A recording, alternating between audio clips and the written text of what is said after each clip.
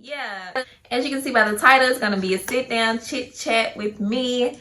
And before we get into this video, please go ahead and like and subscribe, turn on your post notifications so you get notified every time that I post. And yeah, we're gonna get right into the video.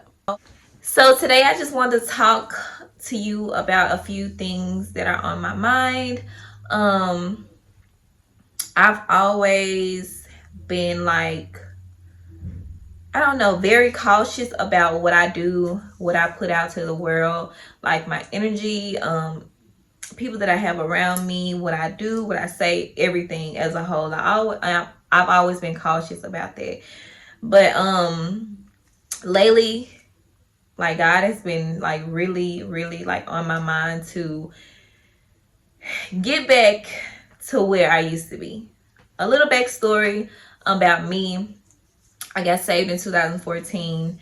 Before that, I was very depressed. I used to do a lot of things. I used to get myself into a lot of trouble, very unnecessary trouble.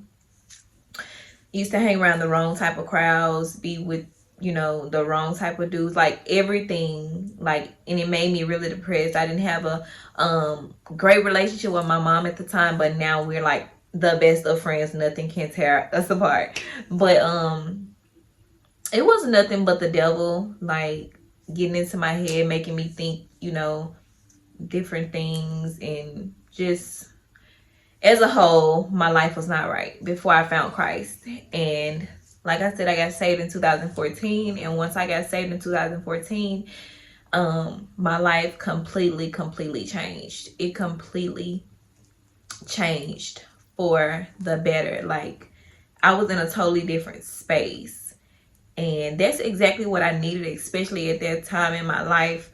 I needed that love, and once I found that love, it was like, what have I been doing all my life before I really found God? But I was young. So when I say my life turned all the way around for me, I was very, what can I say? I had a lot of zeal. I had a lot of fire when I first got saved. So I used to like talk about God like all the time, 24/7. For a while, my life was how it was, like made new. I got new friends. Everything changed. I learned how to pray. I learned how to worship, like really worship the Lord. And I learned how to read my Bible and like understand it. I learned prophecy, evangelism. I learned everything because I was going to a really powerful church. My church was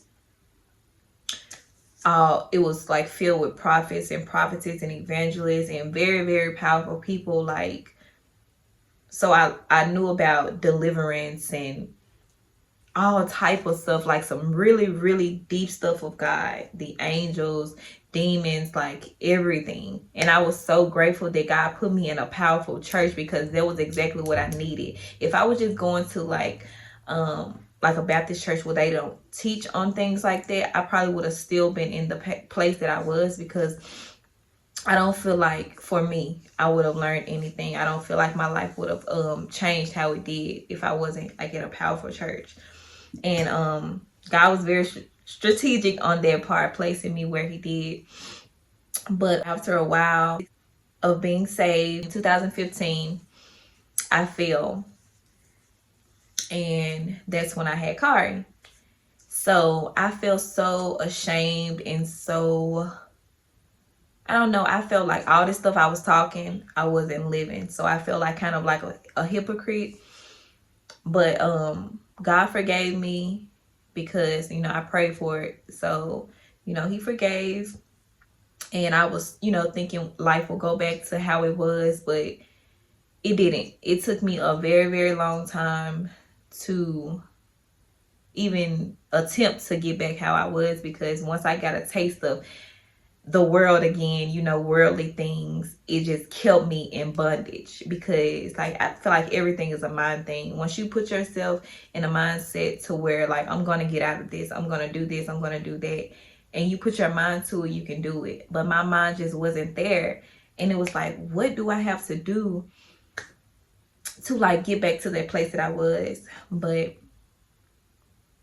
God, you know, he kept just giving me dreams. And I'm gonna be honest with you, I've never told anyone this before now.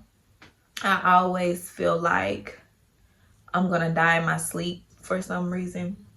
Some nights I'd be really scared to go to sleep because I know I'm not in a place that I need to be with God. And it's like the time is now. Y'all see all this stuff going on, the pandemic, coronavirus, these towers, they're talking about the 5G towers that's causing all of these problems. There's, you know, death all around us every single day. And I just really know that God is coming soon. And it's like we need to buckle down and really, really, really get serious with ourselves and just think of where do you want to go when you die, because it's so real.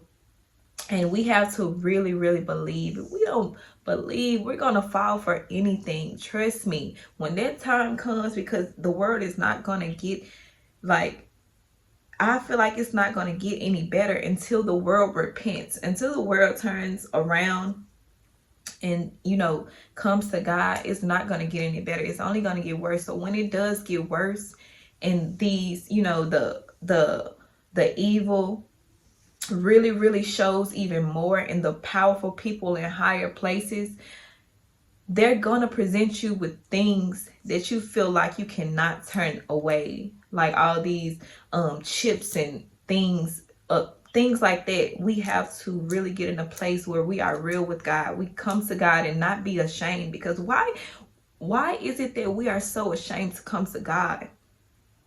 Why? The creator of all things, the one that loves us, protects us, that keeps us, you know, the one that we can come to about anything and doesn't judge us. Why do we feel like we cannot be saved? Why do we feel like we cannot live a holy life? Why do we feel like we can't do these things? Because of what the word is going to say, because of what our friends, it's probably really not our friends anyway, because of what they're going to say?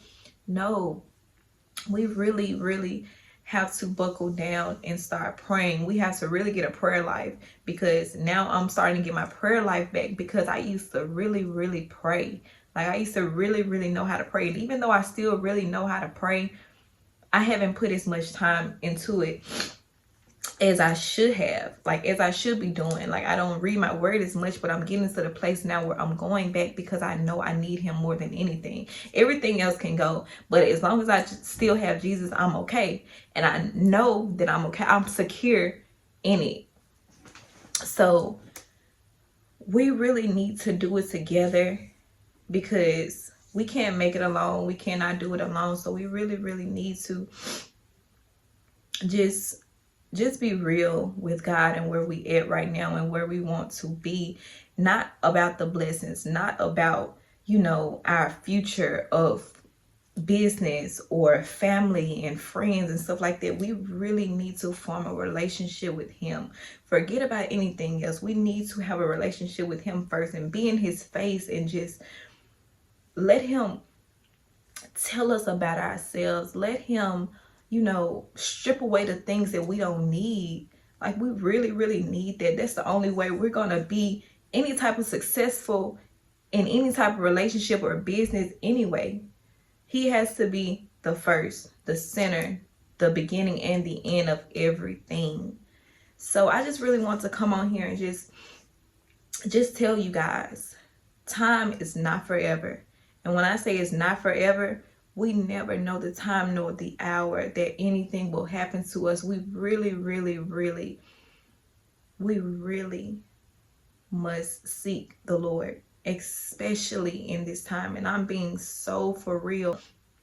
And I don't want to be afraid of the things to come. God has not given us a spirit of fear, but of power and of love and of a sound mind. So with that, we're going to be fearful if we don't have him. I feel like once I'm not praying, once I'm not seeking him, I do get afraid. But once I start praying and him assuring me that as long as I'm in him, I'm okay, that's when I really feel okay in my heart. So just just form a relationship with him and really be serious about it. It takes nothing but your mind to be made up. A made up mind will change your life. So you just never know. And the worst thing that can happen is you dying in an accident, and you dying so quickly that you can't forgive if you haven't. You can't repent if you haven't. You can't tell your friends and your loved ones you love them if you haven't. All of that stuff you have to think about, because you can die any day, at any time, anywhere, in your house, in your bed. You just do not know. So yeah, I just want to just tell you guys, form a relationship, really get in his face and seek him, and just start praying for this world. Like, seriously praying for this world. And a made up mind. And you can say all day that God knows your heart, God knows this and that about you, but you're still living the same life without him. You may thank him, you may be, thankful that you woke up in the morning, but what really is that? That is not a relationship. We can be thankful that a person at the freaking McDonald's gave us our order correct, but it should be very, very different with God. Like, you have to realize what all he does for us, how he can just take our life so instantly, how he can make our life so good, or just let you go through all the turmoil that you can. You can feel like you are a great person, and that's going to be enough to get you into heaven. But we have to be honest with ourselves that it's really not like that. It's not like that at all. We have to live a certain type of life. We have to live by his standards. He expects and wants holiness from us. And he really, really knows when a person is trying their best. And if a person is around you, boyfriend, girlfriend, friends, family, if you try to do it around them, they may look at you crazy, like, what are you doing? Because I've had a couple of people like that in my life. They didn't understand. And it's your duty to get those people that are in the world that may not know God. It's your duty to say something to them, to present God to them. You want people to see Jesus in you. You want to live a life that people can't tell you that, they don't want to listen to you because you're not even living what you're speaking. So you want to present yourself as a representation of Jesus. What would he want? What would he do? And that's what you should try to mimic. Of course, no one can be as perfect as him. Of course, no one can even come close. But at the same time, you can be a small portion of what he is to the world, because that's what he wants. That's the only way, you will have a voice, and people will listen, and people will, want to try to be like that, because they know it is possible. And I can say from experience, once I first got saved, and even now, it just feels so amazing. Like, it just feels so refreshing knowing that you have that relationship, knowing that you have that worship that you can go into, and that secret place that you can go to, and God will meet you there, and you can just cry out to him. Just like, I'm sorry.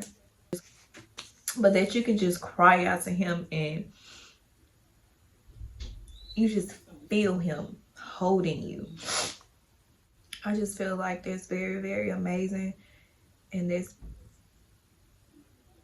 I feel like everybody should have that Don't try to look for it in a boyfriend or a girlfriend or a relationship. You need to look for it in Christ.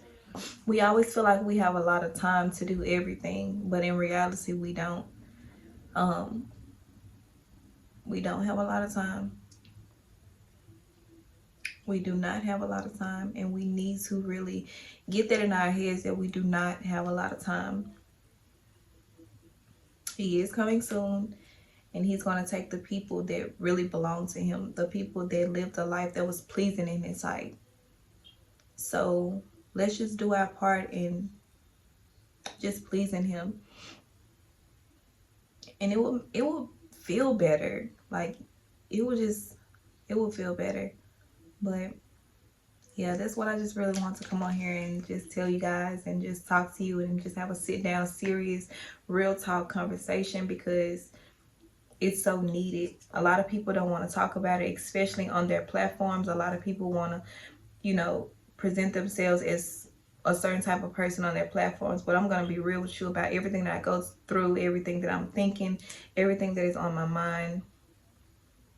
And in the midst of it, I want to be pleasing God, you know. And if I can help somebody, I want to, and I will. So yeah, that's pretty much all I want to talk about.